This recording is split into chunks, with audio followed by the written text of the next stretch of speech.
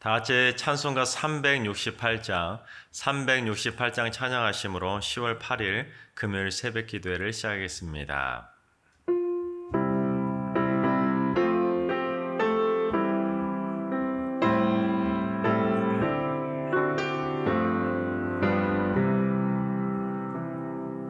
주 예수여 은혜를 내려주사 곧 충만케 하옵소서. 이 줄이고 목마른 나의 맘에 주 성령을 부소서. 주 예수여 충만한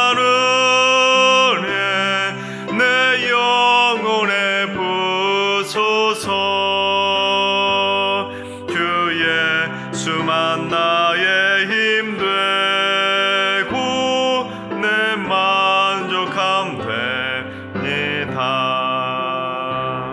주 예수여 죄에서 풀어주사 날 정결케 하옵소서. 이 세상의 욕인 나의 맘에 틈 못하게 하옵소서. 주 예수여 충만한 은혜 내 영혼에 부소서. 주 예수만 나의 힘 되고 내 만족함 됩니다. 옛 야곱이 천사와 씨름하던 그 믿음을 주옵소서. 이 세상에 물결이 흉흉해도 날 평안케 하옵소서. 주 예수여 충만한 내 영혼에 부소서. 주 예수만 나의 힘 되고 내 만족함 됩니다. 주 예수여 완전한 주의 사랑 나 받기를 원합니다. 그 사랑이 내 맘에 충만하여 날 기쁘게 하옵소서.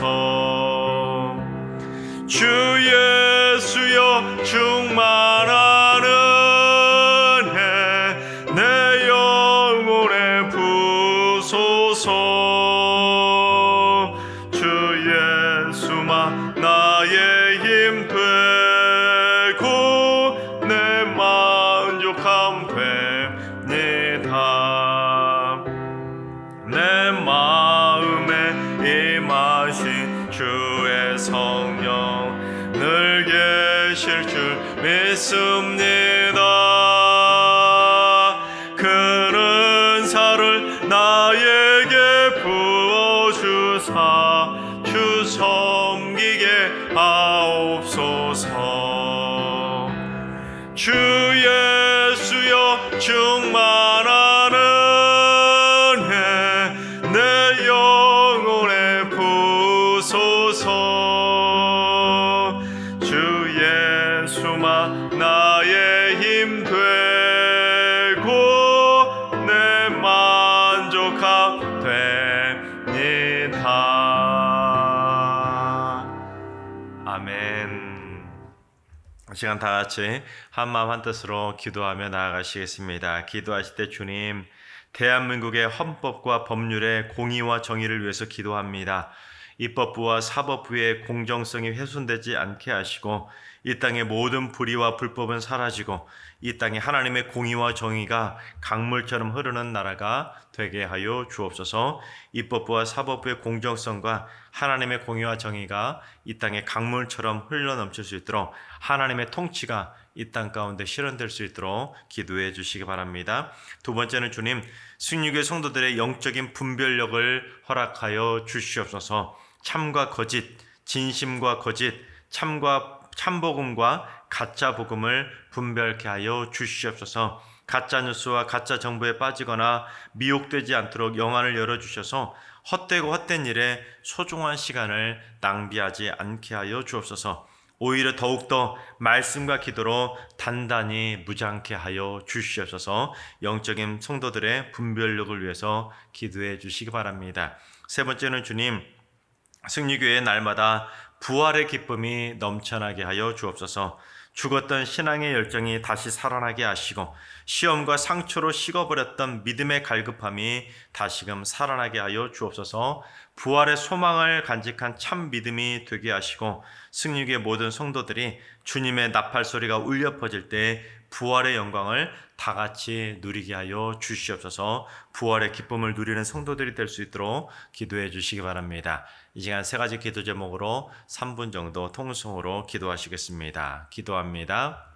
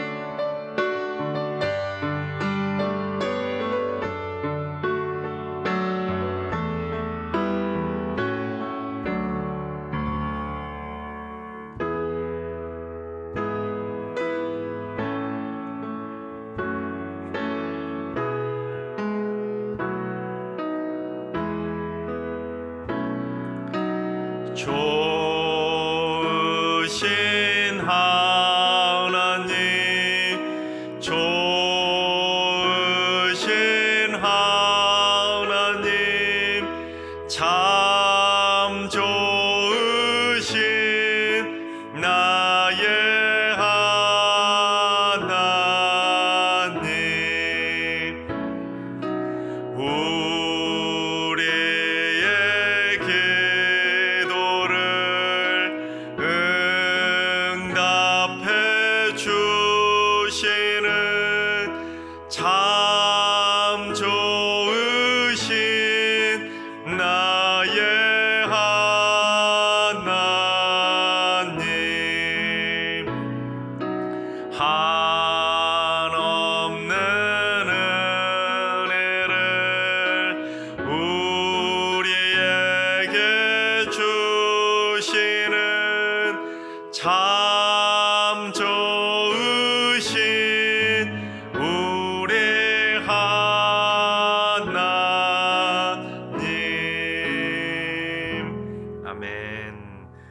하나님께서 오늘 이 새벽에 주시는 말씀은 출애굽기 27장의 말씀입니다. 이 시간 출애굽기 27장의 말씀을 다 같이 드라마 바이블로 봉독하겠습니다. 제 27장.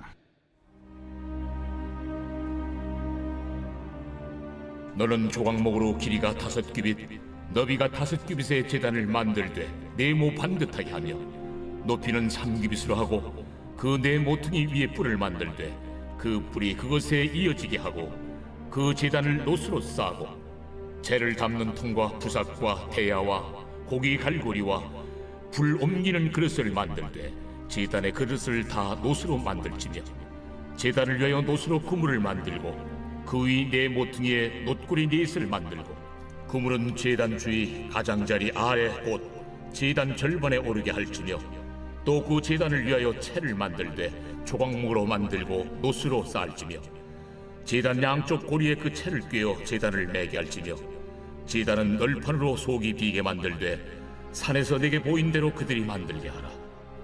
너는 성막의 뜰을 만들지니 남쪽을 향하여 뜰 남쪽에 너비가 100규빗의 세마포 휘장을 쳐서 그 한쪽을 당하게 할지니 그 기둥이 수물이며 그 받침 수물은 노수로 하고 그 기둥의 갈고리와 가름대는 은으로 할지며 그 북쪽에도 너비가 100규빗의 포장을 치되 그 기둥이 수물이며 그 기둥의 받침 수물은 노수로 하고 그 기둥의 갈고리와 가름대는 은으로 할지며 뜰의 옆 곧 서쪽에 너비 50규빗의 포장을 치되 그 기둥이 열이요 받침이 열이며 동쪽을 향하여 뜰 동쪽의 너비도 50규빗이 될지며 문 이쪽을 위하여 포장이 15규빗이며 그 기둥이 셋이요 받침이 셋이요 문 저쪽을 위하여도 포장이 15규빗이며 그 기둥이 셋이요 받침이 셋이며 뜰문을 위하여는 청색, 자색, 홍색 실과 가늘게 꼰 배실로 수놓아 짠 20규빗의 휘장이 있게 할지니 그 기둥이 넷이요 받침이 넷이며 뜰 주위 모든 기둥의 가름대와 갈고리는 은이요 그 받침은 노시며 뜰의 길이는 100규빗이요 너비는 50규빗이요 세마포 휘장의 높이는 5규빗이요 그 받침은 노시며 성막에서 쓰는 모든 기구와 그 말뚝과 뜰의 포장 말뚝을 다 노수로 할지니라. 너는 또 이스라엘 자손에게 명령하여 감나무로 짠 순수한 기름을 등불을 위하여 네게로 가져오게 하고 끊이지 않게 등불을 켜되 아름과 그의 아들들로 회막안 증거궤 앞 휘장 밖에서 저녁부터 아침까지 항상 여호와 앞에 그 등불을 보살피게 하라. 이는 이스라엘 자손이 대대로 지킬 규례이니라. 할렐루야. 하나님께서 오늘도 새날을 선물로 주셨습니다. 오늘 하루도 주님과 동행하면서 행복하게 믿음으로 승리하게 되시기를 주님의 이름으로 축원합니다. 오늘 본문의 말씀도 어디와 살펴봤던 것처럼 성막에 대한 설계도의 내용들이 기록되어 있습니다. 다양한 기구들에 대해서 성막에 쓸 물건들에 대해서 제작하는 방법과 크기 또는 재료 등에 대해서 자세하게 설명하고 있습니다. 저는 오늘 그 중에서도 성막의 뜰에 대해서 살펴보려고 합니다. 요즘 뉴스에서 성남의 뜰이 많이 오르락내리락 있는데 성남의 뜰이 아니라 성막의 뜰에 대해서 한번 살펴보려고 합니다. 자, 그렇다면 이 성막의 뜰이 그 규모가, 그 크기가 어느 정도 되었는지 우리 9절 말씀을 한번 봉독해 보겠습니다. 너는 성막의 뜰을 만들지니 남쪽을 향하여 뜰 남쪽에 너비가 100규빗의 세마포 휘장을 쳐서 그 한쪽을 당하게 할지니. 여러분, 성막의 뜰을 만들라는 것은 무엇을 의미하겠습니까? 그 성막 주위에 삥 울타리를 둘러쳐서 그 성막 안에 일종의 마당을 만들라는 것입니다.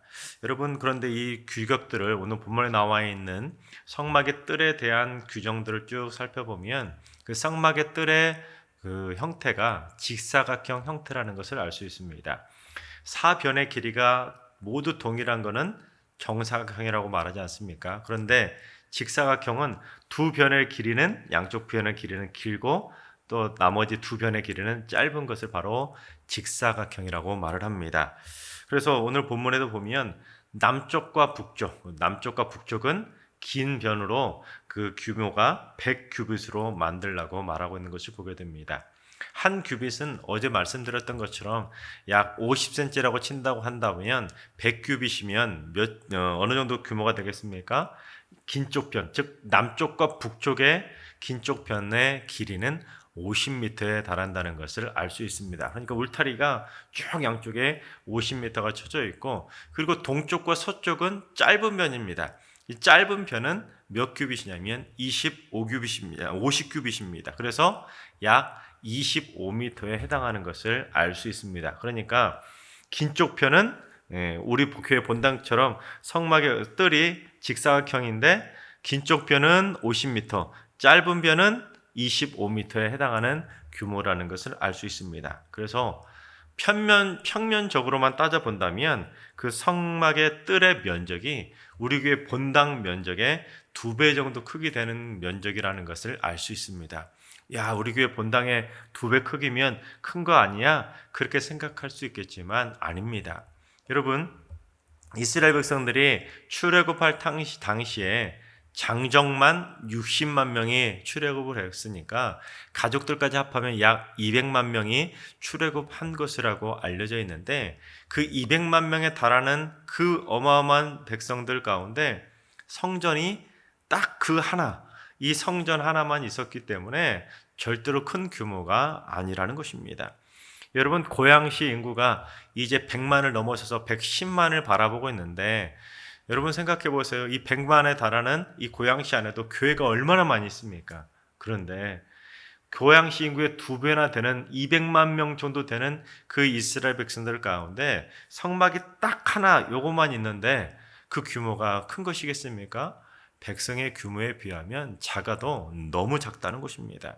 그래서 실제로 뜰이라고 번역된 히브리어 단어 하체르라는 단어 안에도 그런 의미가 담겨 있는데, 이 하체르라는 단어의 원래 원뜻이 무슨 뜻이냐면 좁은 지역, 즉 좁은 장소라는 의미를 갖고 있습니다.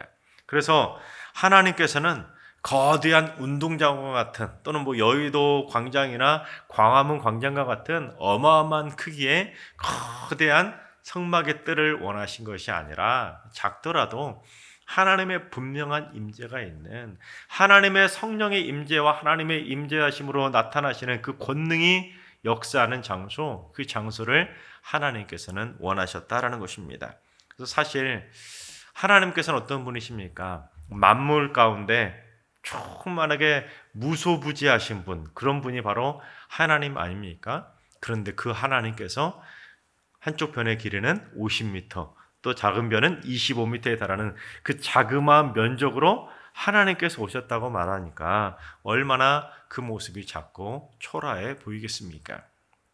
여러분, 이것은 무엇을 상징하냐면 만왕의 왕이신 예수님께서 이 땅 가운데 그 작고 볼품없는 구유로 오셨다라는 것을 상징하고 있는 것입니다.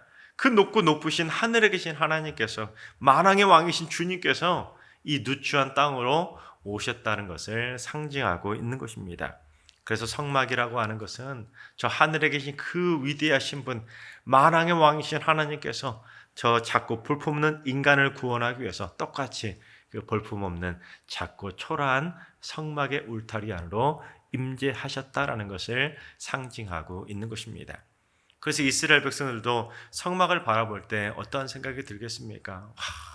세상 만물을 창조하신 저 위대하시고 위대하신 하나님께서 우리를 구원하기 위해서 우리처럼 볼품없는 인간의 울타리 가운데 임재해 주셨다는 것을 바라보게 되는 것입니다. 자, 그렇다면 그 성막 울타리가 그 정도 규모인데, 그러면 그 성막 울타리의 높이는 어느 정도 높이로 울타리를 쳤는지 18절 말씀을 봉독해 보겠습니다. 뜰의 길이는 100규빗이요 너비는 50규빗이요 세마포 휘장의 높이는 5규빗이요 그 받침은 노시며. 앞에서 살펴봤던 것처럼 세마포 휘장으로 쭉 진을 둘러쳤을 때 긴 쪽 편이 100규빗, 또 짧은 편이 50규빗인데 높이는 몇이라고요? 5규빗이라는 것입니다. 그래서 약 50cm로 환산하면 그 휘장 울타리의 높이가 약 2.5m 정도 된다는 것을 알 수 있습니다. 여러분 요즘 이 시대는 사람들의 키가 많이 커져서 평균 신장이 높아졌지만 아무리 그래도 2.5m에 달하는 사람들이 있습니까? 불가능하죠. 그런데 그 옛날에 성막 울타리를 2.5m로 쫙 쳤다면 사람들이 그 안을 볼 수 있을까요? 볼 수 없습니다. 밖에 있는 사람들은 그 안을 볼 수 없었다는 것입니다. 그렇다면 하나님께서 왜 이렇게 성막의 울타리를 높게 치셨을까? 그 이유는 무엇이겠습니까? 그건 바로 하나님의 임재가 있는 그 거룩한 성막 안의 장소와 죄인된 인간들이 살아가는 성막 바깥의 세상을 구분하기 위해서, 구별하기 위해서 그 울타리를 그렇게 높이 치신 것입니다. 즉 성막의 울타리 안과 성막 울타리 밖은 마치 천국과 지옥, 생명과 죽음, 양과 염소, 알곡과 쭉정이, 그리고 신앙과 불신앙, 성결함과 세속함을 구별하는 것처럼 그 성막 안에 울타리 안으로 죄인된 인간이 들어와야지만 거룩하게 구별된 하나님의 백성으로 성화되어진다는 것을 상징하고 있는 것입니다. 그렇다면 그 거룩하게 구별된 장소, 성막의 뜰 안으로 들어가려면 어디를 통과해야 되는지 성막의 문에 대해서 우리 16절을 봉독해 보겠습니다. 뜰 문을 위하여는 청색, 자색, 홍색 실과 가늘게 꼰 배실로 수놓아 짠 20규빗의 휘장이 있게 할지니 그 기둥이 넷이요 받침이 넷이며. 자, 그렇습니다. 성막의 뜰 안으로 들어갈 수 있는 성막문은 어떻게 들어갈 수 있었냐면 성막 덮개 중에서 제일 먼저 덮었던 덮개가 무엇이죠? 가늘게 꼰 배실에 청색, 자색, 홍색 실로 술을 놓은 그 천이 제일 안쪽 천막 덮개이지 않았습니까? 그런데 그 성막 문도 마찬가지로 청색, 자색, 홍색 실로 술을 놓은 그 가늘게 꼰 배실의 그 문으로 성막문을 만들었다라는 것입니다. 그런데 그 성막문이 몇 개 있었습니까? 딱 동쪽에 하나만 있었다는 것입니다. 그래서 그 세상에 살아가던 그 죄인된 인간들이 거룩한 장소, 하나님의 임재가 있는 그 성막의 뜰 안으로 들어가기 위해서는 반드시 이 문을 통과해야지만 성막 울타리 안으로 들어갈 수 있었다는 것입니다. 이 문이 바로 죄인된 인간이 하나님을 만날 수 있는 유일한 통로였다라는 것입니다. 뒷문은 없습니다. 쪽문도 없고 오직 정문 하나만 있었다라는 것입니다. 그래서 이것이 무엇을 상징하냐면 예수님께서 스스로 자신을 양의 문이라고 언급하셨던 것처럼 유일한 구원의 문 예수 그리스도를 상징하고 있는 것입니다. 요한복음 10장 9절을 봉독합니다. 내가 문이니 누구든지 나로 말미암아 들어가면 구원을 받고 또는 들어가며 나오며 꼴을 얻으리라. 그렇습니다. 예수 그리스도라는 그 구원의 문을 통해서 들어가야지만, 성막 안으로 들어가야지만 구원을 받을 수 있다. 죄 씻음을 받을 수 있다는 것을 상징하고 있는 것입니다. 그래서 성막의 문은 여러 개가 있는 것이 아니라 딱 하나만 구원의 문으로 존재하고 있다는 것입니다. 그래서 사도 바울도 이를 분명히 선포했는데 사도행전 4장 12절 말씀을 봉독해 보겠습니다. 다른 이로서는 구원을 받을 수 없나니 천하 사람 중에 구원을 받을 만한 다른 이름을 우리에게 주신 일이 없음이라 하였더라. 그렇습니다. 예수 그리스도라고 하는 구원의 정문 위에는 구원을 받을 수 있는 그 어떤 문은 존재하지 않는다라는 것입니다. 죄인된 인간이 죄 씻음을 받고 거룩하게 구별되기 위해서 들어갈 수 있는 문은 쪽문도 없었고 뒷문도 없었고 오직 정문 하나만 존재하고 있었다는 것입니다. 그런데 그 성막에 들어갈 수 있는 문이 딱 하나, 유일하게 동쪽에 있는 문 딱 하나였지만 그 문의 크기가 어느 정도인지 아십니까? 그 문의 폭이 어느 정도냐면 폭이 20규빗입니다. 즉 폭이 10m에 달하는 거대한 문이 그 성막에 존재하고 있었다는 것입니다. 문이 그렇게 크니 어떻게 되겠습니까? 누구나 다 그 문으로 들어갈 수 있었다는 것입니다. 즉 문은 딱 하나밖에 없었지만 들어가는 것은 누구나 들어갈 수 있었다는 것입니다. 그래서 예수 그리스도를 통한 구원의 문은 딱 하나밖에 없지만 누구나 다 들어갈 수 있었다는 것입니다. 우리 요한복음 3장 16절 우리가 다 알지 않습니까? 하나님의 세상을 이처럼 사랑하사 독생자를 주셨으니 이는 그를 믿는 자마다 누구든지 멸망하지 않고 그 구원의 문을 통과해서 구원받을 수 있었던 것처럼 그분은 하나이지만 그 문을 통과할 수 있는 사람들은 누구나 다 통과할 수 있었다는 것입니다. 그래서 성막의 문이 가지고 있는 또 다른 특징이 무엇이냐면 성막의 문에는 그 문턱이 없었다는 것입니다. 이게 참 중요한 것인데 예수 그리스도를 믿는 사람이라면 구원받기 위해서 들어갈 때 문턱이 없었다는 거예요. 남녀노소 누구나 막론하고 누구나 그 구원의 문에 들어갈 수 있었다는 것입니다. 그래서 예수 그리스도를 통한 구원의 문은 특정 민족만 들어가거나 특정한 피부색만 들어가거나 특정한 학교를 나오거나 특정한 나이 또는 특정한 지역색을 띠야지만 그 문을 들어갈 수 있는 것이 아니라 예수 그리스도를 믿는 사람들은 누구나 그 구원의 문으로 들어갈 수 있었다라는 것입니다. 우리나라에 한때 양반만 들어갈 수 있었던 문턱 높은 교회가 있었습니다. 또한 지금도 미국에 가면 백인들만 들어갈 수 있는 그런 문턱 높은 교회가 지금도 존재합니다. 여러분, 그런데 그처럼 교회가 문턱이 높다면 그게 어떻게 예수 그리스도를 믿는 예수 그리스도를 통해서 구원받은 믿음의 공동체, 교회 공동체라고 말을 할 수가 있겠습니까? 그런데 여러분, 그처럼 겉으로 드러나는 문턱도 문제이지만 진짜 심각한 문제와 같은 문턱이 무엇이겠습니까? 사람들의 마음에 있는 마음의 문턱이라는 것입니다. 새 가족들을 품어주지 못하고 문턱의 울타리를 높이 마음에 쳐버리면 다른 사람들은 들어오지 못하는 자기들만의 끼리끼리 공동체로 전락할 수밖에 없는 것입니다. 내가 마음에 안 드는 사람들은 내 마음의 문턱을 높이 세워서 그 사람들과는 대화도 하지 아니하고 교제도 하지 아니하고 같은 그룹 안에 들어오려 하지 않는다면 그 교회는 결국에는 수많은 마음의 울타리들이 가득 차서 결국에는 관계가 어긋날 수밖에 없는 불협화음의 공동체가 될 수밖에 없는 것입니다. 문턱이 없으신 예수 그리스도의 그 구원의 문, 누구나 들어갈 수 있는 구원의 문, 그 문을 교회 안에 많이 만들어가야 그것이 바로 우리 모든 성도들이 하나님의 은혜 가운데 하나 될 수 있는 비결이 되는 것입니다. 구원의 문을 내가 생각하는 이기적인 마음으로, 내가 생각하는 그 신앙의 방법으로만 해야지만 구원받을 수 있다고 착각하는 것도 문제라는 것입니다. 하나님께서 사랑하신 여러분, 우리 승리교회 안에는 편견과 차별의 문턱들이 사라질 수 있기를 바랍니다.